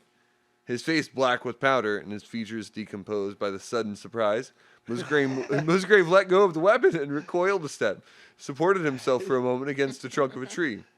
Yes, Thinking he did. was wounded, we abandoned our chase and hastened to his assistance. The seal took advantage of the incident. She gained the shore and Beat escaped feet. our pursuit. Just like when I got the stitches on my hand from the t-shirt cannon. Yeah. It was a surprise, and I don't know why I was missing the brow of my I hat. don't know why every time Well, I hear that afterwards. story, I'm like, T-shirt cannon. Like, really? The guy, that's I'm like, I feel like I relate to this. I'm like, yeah, time number 3, you're like, no, I got this. And then it blows your hat off your head, and you got black powder on your face, and you're wondering what happened. And you're kind of slightly nervous because you're in a situation. It reminds that me of doesn't condone Yosemite you to get Sam. hurt like this. Yeah. Yeah, it reminds me of Yosemite Sam where he's like, I'm gonna get this wabbit or whatever the fuck ever, and he just blackened face. It's just like, yo, bro, you shouldn't be doing that. You've got too many other problems to worry about. Don't be blasting your face off. Yeah. Or closely to it, you know? Like, Oh, dude, like singeing off your eyelashes. yeah, it's just, With wow. muzzle flash. Yeah. Muzzle.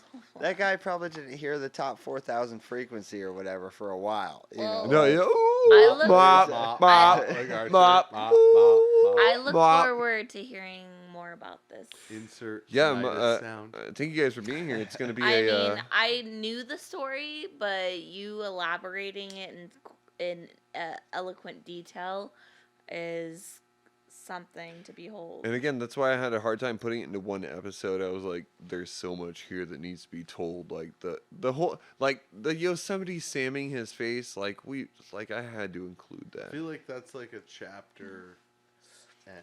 Out of I all think the so things, as well. out of all the things, you're shipwrecked, you got a skeleton crew, half of them have ditched you, a bunch of other shit and stuff like that, and then you're just trying to kill a seal Yeah. to eat, because that's what you got. You almost And kill you it almost yourself. blow your face off with your muzzle I'm loader. interested to see the dynamics between the crew itself that's left here. Yeah, it's gonna get a lot more interesting with what's going on with the I'm crew. curious to see what the delight of the day is. Where it's like, and then we found comfort in just kicking a coconut around. Yeah. Where it's like, well, at Got least real good at stacking rocks at the beach, exactly, yeah. Well, it's subarctic, so there's no coconuts. What I will say is that they at the time where Musgrave almost shot his face off, it was probably about 6 months into this whole expedition. You mean And 6 weeks? And No, it's, 6 months. No, and Yeah, it's, because I have to jump a little bit to get everything into the story. So and it's cold. it's wow. fucking frigid. It's not Yeah. just like, oh, let's wear shorts and a So t-shirt. what was It's the duration cold. time that they were on this island? Are we Well, we're not gonna get to the end point. What I will say is they took about 6 weeks to get to the island that they're at, and from landing on the island, building the hut, building their chimney, and all this stuff. I would say that from that point till where we just ended with Musgraves almost shooting his goddamn face off is 2 weeks to more than likely about a month. Wow. And so they've been out about, I don't know, So 2-3 months? Long enough. Long enough, yeah, for sure. 3 months. And they're shipwrecked. There's nobody else coming to get them. They're 6 weeks plus. Go on 4 tour with weeks, the 10 band, weeks. and the bus breaks Something like that, down yeah. 2.5 for months. months. AAA ain't coming. Well, AAA is coming, but it's gonna be 4 months after, and they're going to Yeah. they're going to a fucking completely different island, and they might have the ingenuity to come to this island to see if you're there, but there's no promises for that. Right. And so that's where like a lot of like Musgrave when they first crashed there, that's why he's really like, are you fucking kidding me? Like, I've got wife and kids. People aren't gonna come and get us. They think that we're on this island, And so Raynal, actually being as sick as he is actually kind of the hero in this story because he's really like rounding the troops up. Huh. Yeah. Right. Well, with having said that, we're gonna come back to this podcast. Next week's episode is called Rescued, and you guys have any final thoughts before we head off? Any plugs you guys want to do? Ooh. I'm just excited to hear how Yeah, I wanna hear how Ronaldo this- and all this that works stuff. out. Yeah. That's how I'm like, you I'm got me intrigued now. I'm like wondering if anybody dies. I don't want to Google it. And with that in mind, a shipwrecked person that's going through all these things, I think I have to add fuck Hobo Johnson. Yeah. Yeah. Oh yeah. Fuck Hobo Oh, Johnson. yeah. Because Fuck Hobo Johnson. You know He Hobo- in Shipwrecked, but You can't probably even has about compare to 25 these poems stories. about And being he wouldn't shipwrecked. survive And this. in case you didn't know, plug. Oh yeah. Fuck Do- do Hobo you- Johnson. No, the That's a cross group beef now. it's Group like beef. yeah, we're Corporate beef. I don't know what happened here. Well, But with that in Omaha mind, Steak. if you want to get lighthearted with any material whatsoever, you're feeling a little down in life, you just check out my poetry. Yeah. What's your plug? In case you didn't know. At is that At Instagram or case you didn't know, Facebook? on Instagram. Yeah. You can find me through Facebook as well. Hell yeah. Hell yeah. yeah. Well, thank you for being here with us, Miss Casey, Thank you. Mr. Sam. You piece of shit. I love you. Love you too, man. Thanks for for being here, having baby. me on. It's always interesting to hear these sorts of stories. Yeah, baby. Mr. Sean, fourth corner. oh yeah, What are you Fourth doing? Corner Studios. What's your Yeah. thoughts? I think we're gonna wrap it up this month. Hell yeah. Hell Thank yeah. y'all. And I am your host, Lauren O'Brien. This has been Black Sheep and Bad Apples with our episode entitled Shipwrecked. Thank you guys for being here with us. And we're going to close this bitch out with a little bit of what up? Oh, yeah. Peace.